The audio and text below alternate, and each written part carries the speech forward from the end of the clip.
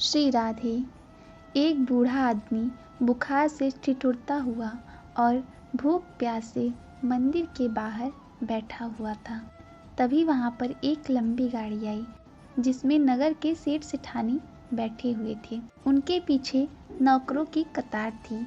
एक नौकर ने फल पकड़े हुए थे, दूसरे ने फूल पकड़े हुए थे, तीसरे नौकर ने हीरे और जवाहरात के थाल पकड़े हुए थे, चौथे नौकर ने पंडित जी को दान देने के लिए मलमल के 3 धोती कुर्ता और 5वें नौकर ने मिठाई की थाल पकड़े थे।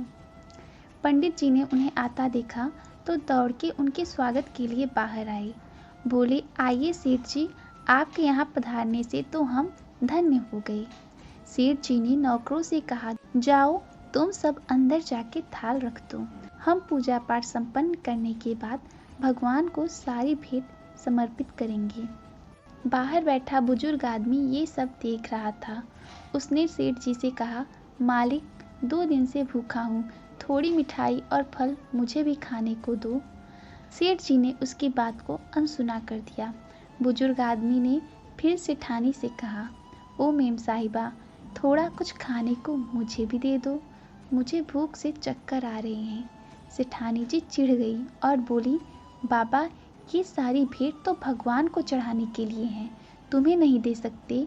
अभी हम मंदिर के अंदर घुसे भी नहीं हैं और तुमने बीच में ही टोक लगा दी।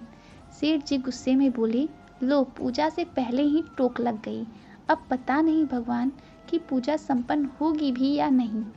कितने भक्ति भाव से अंदर जाने को सोच रहे थे और इसने अड़चन डाल दी। पंडित जी बोले, शांत हो जाइए सेठ जी, इतना गुस्सा मत होइए। सेठ जी बोले, अरे क्या शांत हो जाए पंडित जी, आपको पता है पूरे शहर के सबसे महंगे फल और मिठाइयों को हमने खरीदा है प्रभु को चढ़ाने के लिए, और अभी चढ़ाए भी नहीं कि पहले ही अड़चन पड़ गई, सारा का सारा मूड ही खराब हो गया। अब बताओ भगवान को चढ़ाने से पहले इसे दे दे क्या। पंडित जी बोले, अरे पागल है ये आदमी, आप इसके पीछे अपना मूड मत खराब करिए। सेठ जी चलिए आप अंदर चलिए, मैं इसको समझा देता हूँ, आप सेठानी जी के साथ अंदर आइए। सेठ और सेठानी बुजुर्ग आदमी को कोसते हुए अंदर चले गए। पंडित जी बुजुर्ग आदमी के पास गए और बोले, जाके कोने में बैठ जाओ, जब ये लोग चले जाएंगे तब मैं तुम्हें खाने को दे जाऊंगा। बुजुर्ग आदमी आंसू बहाता हुआ कोने में बैठ गया। अंदर जाकर सेठ ने भगवान को प्रणाम किया और जैसे ही आरती के लिए थाल लेकर आरती करने लगा तो आरती का थाल उनके हाथ से छूटकर नीचे गिर गया। वो हैरान रह गए, पर पंडित जी दूसरा आरती का थाल ले आए।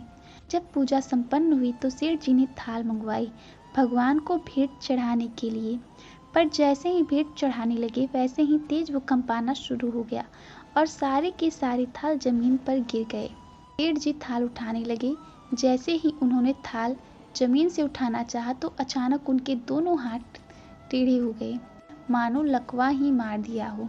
ये देखकर सेठानी जी फूट फूट कर रोने लगी और बोली, पंडित जी देखा आपने, मुझे लगता है उस बाहर बैठे बूढ़े से नाराज होकर ही भगवान ने हमें दंड दिया है। उसी बूढ़े के अड़चन डालने की वजह से भगवान हमसे नाराज हो गए। सेठ जी बोले, हाँ, उसी की टोक लगाने की वजह से भगवान ने हमारी पूजा स्वीकार नहीं की। पंडित जी हाथ जोड़ के सेठ और सेठानी से बोले, एक बात बोलूं, भगवान ने उस बुजुर्ग आदमी से नाराज होकर ऐसा नहीं किया है। भगवान ने ऐसा इसलिए किया है क्योंकि वो आप दोनों से रुष्ट हो गए हैं, इसीलिए आपको ये दंड दिया है। सेठानी बोली, हमने क्या किया है। पंडित जी बोले, क्या किया है आपने, मैं बताता हूँ। आप इतने महंगे उपहार लेकर आए भगवान को चढ़ाने के लिए, पर ये आपने नहीं सोचा कि हर इंसान के अंदर भगवान बसते हैं।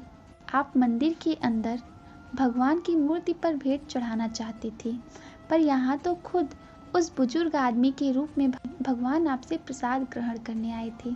उसी को अगर आपने खुश होकर कुछ खाने को दे दिया होता तो आपके उपहार भगवान तक खुद ही पहुंच जाते। किसी गरीब को खिलाना तो स्वयं ईश्वर को भोजन कराने के समान होता है।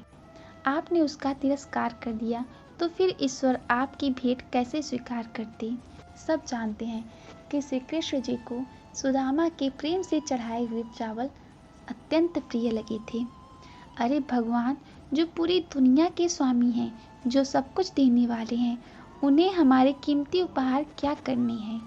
और हाँ, अगर किसी मांगने वालों को कुछ नहीं दे सकते तो उसका अपमान भी मत कीजिए, क्योंकि वो आपकी मर्जी से गरीब नहीं बना है।